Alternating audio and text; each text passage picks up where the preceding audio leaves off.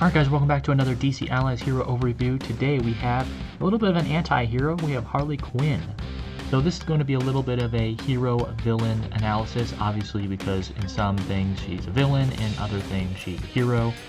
Kind of got the anti-hero thing going on, but she is a member of the Suicide Squad, so I would say her as an anti-protagonist, maybe protagonist-villain, whatever you want to say. Otherwise, she follows her little hubby, the Joker, as being an offensive character, offensive DPS, whatever you want to call it. Makes sense on her part. I really don't see her being similar to the Joker, like a healer. Doesn't make sense on her end. She doesn't really care about anybody other than maybe Ivy.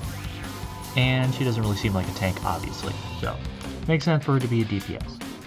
Her primary is obviously Bring the Hammer. I know in some modern Harley Quinns, she uses a baseball bat, but I honestly think that they went a pretty good direction here with using her hammer instead. It's more powerful and I just think it makes her look better. So the Bring the Hammer has it has a pushback and a knockback effect.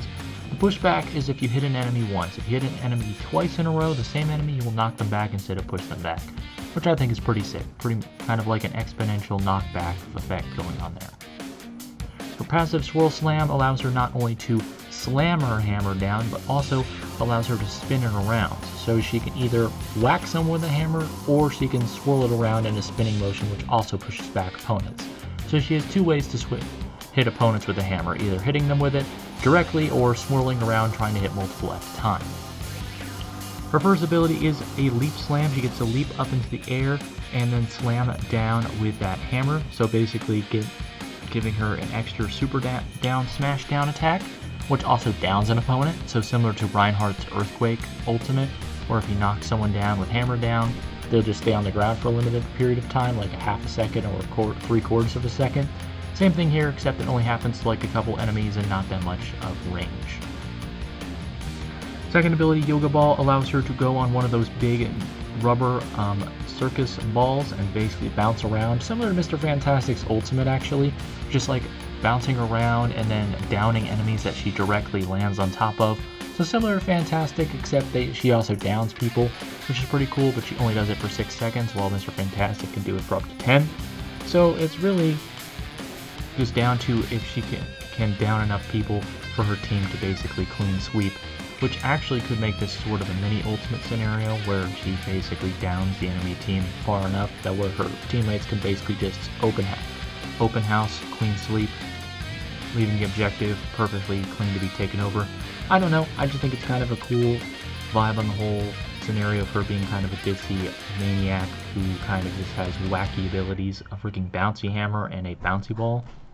And then her ability 3 is just a mobility. She can leap into a swan dive formation, which allows her to dive through shields, over obstacles, and basically is just a mobility item to get away if she's stuck underneath maybe like the Kraken ultimate from Aquaman, or any AoE ultimate. She can basically just dive out of the way and basically live tail to tail. Now her ultimate has to deal with her 2 pet hyenas. So technically they're both the Jokers and Harley, but let's be honest, only really one of them actually cares about the hyenas, and that's Harley. So the hyenas named Mako and Malice will be released, and they're armed equipped with Joker-approved sentry turrets, which basically means they can leap, as hyenas can do. They can leap on enemies, pin them to the ground, and bite into them, but they also have sentry turrets on their backs that fire machine gun rounds. So basically they have both a ranged firepower and also have upfront and personal bleeding melee attacks as well. So pretty much the ultimate, and there's 2 of them, so good luck, have fun. They're basically going to be dual killing you either from afar or pouncing on you and ripping you to shreds up front. Now of course we have to talk about her team-ups and her nemesis, but of course her team-ups are a little bit more understandable as it is very classic when it comes to new and old Harley Quinn. First of all, the old one is the Old Love, the Toxic Love, Joker and Harley Quinn. We talked about this in the Joker overview, but when Harley Quinn is on the same team, the Joker Laughing Gas ability becomes a grenade launcher, which you can launch up to 6 gas grenades that have a smaller radius effect, but of course it is a Laughing Gas grenade launcher, so he can put out multiple of them at a time instead of just 2. And of course, Harley Quinn also gains the ability to flatten enemies with a direct top-down hit from her hammer, replacing the downed effects because the flattened one is just better causes slowness, cripples their damage, and also makes it basically impossible to use mobilities. Effects like rolling, sliding, jumping, manling, whatever you want to call mobility, and also auto-reloads extra rounds for Mr. J's Bang Pistol. So very good team up all around. And of course, the New Age bond is the New Age Harley Quinn that has a bond with Poison Ivy, and of course King Shark from the Harley Quinn show. So these three combine with a very nice triple play here. When Poison Ivy is in play, she gives the other two a passive called Photosynthesis, where they gain passive regeneration when outside. So basically, they get to heal up outside. So if it doesn't matter if it's day or night, because if you don't know this, the moon also reflects sunlight onto plants, so they can still photosynthesize at night.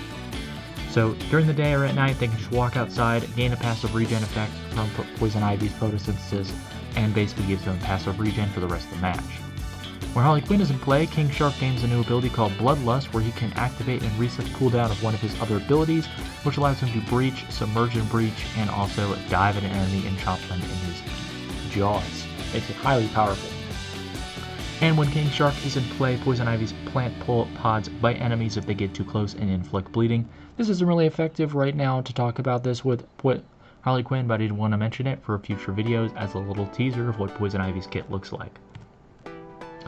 And of course, another bond is the Suicide Pact between Deadshot and Harley Quinn, two of the Suicide Squad's most prominent members. These two have a bond as being part of the Suicide Squad. When both are on the same team, Harley Quinn gains an extra use of Swan Dive, her mobility item, while Deadshot also gains an extra use of Grapple Round, his mobility item. Allows him to grapple with his sniper rifle. Harley Quinn we've already discussed.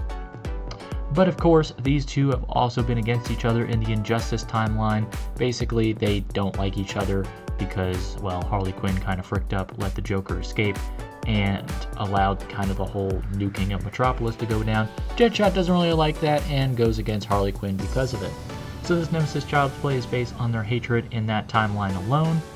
When these two are on opposing teams, Deadshot gains a new ability called Assassin's Step, which allows him to avoid up to 3 to 5 incoming attacks, meaning he can avoid all of Harley Quinn's Yoga Ball and Hammer attacks as well. So basically, if Harley Quinn is riding her Yoga Ball, dealing a bunch of damage and downing a bunch of opponents, Deadshot can avoid all of those. So he can also avoid her hammer attacks if she tries to hit him 2 times in a row, or with her swing attack.